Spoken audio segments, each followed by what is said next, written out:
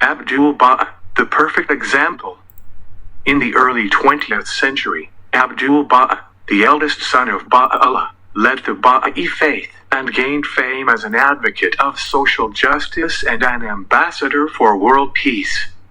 While adhering to unity as a fundamental principle of his teachings, Baha'u'llah laid down the necessary measures to ensure that his religion would never suffer the fate of other religions that split into sects after the death of their founders. In his writings, he commanded everyone to turn to his elder son, Abdul-Bahá, not only as the plenipotentiary interpreter of the Baha'i writings, but also as the perfect example of the spirit and principles of the teachings of the faith. After the departure of Baha'u'llah, the outstanding qualities of Abdul-Bahā's character, his knowledge and his service to humanity became a vivid manifestation of Baha'u'llah's teachings in action and brought high prestige to the rapidly expanding community around the world. Abdul-Bahá dedicated his ministry to promoting the faith of his father and spreading the ideals of peace and unity. He encouraged the establishment of local Baha'i institutions and guided nascent education and socio-economic development projects. After being released from life imprisonment, Abdul-Bahá undertook a series of travels to Egypt, Europe, and North America. Throughout his life, he shared with people of both high and low rank with extraordinary simplicity the precepts of Baha'u'llah concerning the spiritual and social renewal of society. Whoever communicated with him saw in him an extremely knowledgeable person, whose speech enchants, who attracts minds and souls, who is devoted to faith in the unity of mankind. Al-Ma'ayyad Newspaper, Egypt, October 16, 1910. Life of Abdul-Bahá. In developing selected writings of Abdul-Bahá.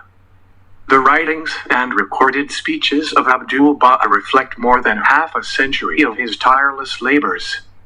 Abdul-Bahá was not a prophet and never claimed to receive direct revelation from God on him. But as the focal point of the covenant of Baha'u'llah that he made with his followers, and also as his appointed interpreter of Baha'i revelation, he authoritatively expounds the scriptures in his writings, and his interpretations are therefore inextricably linked with them.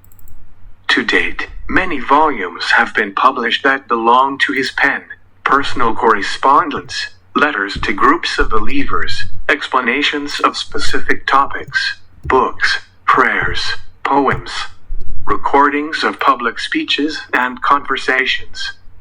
All who knew Abdul-Bahá considered him to be an example of a flamboyant literary style and an eloquent orator. His words are as simple as sunlight, and as sunshine they are universal. Yonoguchi, Japanese writer. Below is a small selection of excerpts from the scriptures and conversations of Abdul-Bahá. It is certain and undeniable that the creator of man is not like man, for a powerless being cannot create another being. The creator, must have all the perfections in order to create. The conditioned world is the source of imperfections. God is the source of all perfection. The imperfections of the conditioned world are in themselves proof of God's perfections. Answers to some questions. God is one. Humanity is one. The foundations of religion are one. Let us worship him and praise all his great prophets and messengers who have revealed his light and glory. Abdul-Bahá in London. The highest position, the highest sphere, the noblest and most exalted place among creation, visible or invisible, Alpha and Omega, belong to the prophets of God. Despite the fact that for the most part they did not possess, it would seem, anything and were poor people. The secret of divine civilization, the epiphany sent down from above, adhered to the ideas of the universal and all-embracing. They worked in the name of everyone's life and served the cause of universal education. Their goals were not limited to any specific range of interests. No, they were broad and all-encompassing. Selected from the writings of Abdul-Bahá. Divine religions were founded with the aim of uniting humanity and establishing universal peace. Any movement that brings peace and harmony to human society is truly a divine movement. Any reform that forces people to come together under the shadow of a single tabernacle certainly has heavenly motives as its driving force. Promulgation of universal peace. A new age has come, and all creation is being reborn. Humanity is gaining new life. Autumn is over, a refreshing spring is coming. Everything that exists is being renewed. Art and industry are reviving. New discoveries in science and new inventions appear. Even the smallest details of human life, such as the cut of dresses and personal items, even weapons, are all updated as well. The laws and operating principles of each government are being revised. Updating is the main topic of the day. And all this newness has as its source fresh outpourings of wondrous grace and mercy from the Lord of the kingdom, and it is they that lead to the renewal of the world. Therefore, people must completely free themselves from their old models of thinking, so that all their attention is focused on new principles. For they are the light of the present time and the true spirit of this era. Selected from the writings of Abdul-Bahá. The day will come when all the religions of the world will unite, because in principle they are all a single whole. There is no need to separate religions, since only external forms distinguish them from each other. Among the children of men, many suffer from ignorance. Let us hasten to enlighten them. Some are like children that require care and need to be nurtured while they grow up. Others are sick. To them we must bring divine healing. Parisian talks.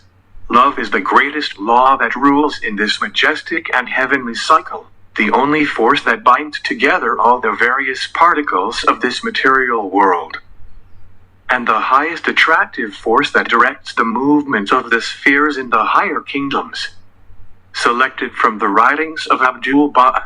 Baha'u'llah drew a circle of unity. He created a plan for the unification of peoples in order to gather them all under the canopy of the tent of universal unity. This is the action of divine grace, and we must all strive with our hearts and souls to realize this unity among us, and as efforts are made, new strength will be poured into us. Parisian talks. Take a look at garden flowers. They are different in color, shape and structure, but they are all refreshed by the same spring waters, blown by the same breeze and give life to the rays of the same sun. Their variety adds beauty and charm to them. How boring for the eyes would be flowers and herbs, leaves and buds, fruits, bushes and trees of the garden, if they were of the same shape and color. The variety of colors, shapes and structures decorates and enriches the garden, enhances the impression of it. Likewise, various thoughts, temperaments and characters, brought together under the power and influence of a single higher power, reveal all the beauty and splendor of man's perfections. Nothing, except for the heavenly power of the Word of God, surpassing everything in the world and dominating over all that exists, can bring the diversity of thoughts, opinions, ideas and beliefs of the children of the human race to harmony. Tablets of divine destiny. Sincerity is the cornerstone of faith. This means that a believer must despise his personal desires and strive in any way, from the bottom of his heart, to serve the public interest. And except through true religious faith, a person is unable to give up selfish gains and sacrifice his own welfare in the name of the public. The secret of divine civilization. True civilization will unfurl its banner in the very heart of the world, when several outstanding and noble rulers, brilliant role models in piety and determination, possessing a strong character and perspicacity, will rise in order to establish the cause of universal peace, in the name of the good and happiness of mankind. They must bring the issue of establishing peace to a general discussion, and strive by all means in their power to establish the union of the peoples of the earth. They must conclude a contract and agreement, the provisions of which will be substantiated, inviolable and clear. They must proclaim it before the whole world, and get the approval of the whole human race for it. All inhabitants of the earth should hold sacred this greatest and noble treaty, this true source of peace and prosperity for all peoples. The secret of divine civilization, the upbringing and education of children, is one of the most worthy deeds for any person. It attracts the grace and favor of the All-Merciful. For upbringing is the necessary basis for all human perfection. It allows a person to find his way to the heights of enduring glory. Selected from the writings of Abdul-Bahá, the essence of a person is his thoughts, not his body. Power of thought and animal power are co-workers. Man, although he belongs to the animal world, nevertheless, is endowed with the power of thinking, elevating him above all other creatures. If a person's thoughts are constantly directed towards the divine, he enters the path of holiness. The same one whose thoughts are not sublime, but mundane, focused on the things of this world, gradually becomes more and more materialistic, eventually sinking to a state not much different from the state of an animal. Some men and women are proud of the nobility of their thoughts, but if these thoughts never reach the level of action, they are useless, because the power of thought depends on its transformation into action. Parisian talks. When the thought of war comes, oppose it with a stronger thought of peace. The thought of hate must be defeated by the more powerful thought of love. Parisian talks. Oh, beloved lords, in this sacred law of the kingdom, strife and strife are completely unacceptable. Any offender deprives himself of the grace of God. Testament of Abdul-Bahá. Be in perfect oneness. Never be angry with each other. Love all creatures for God's sake, not for their own sake.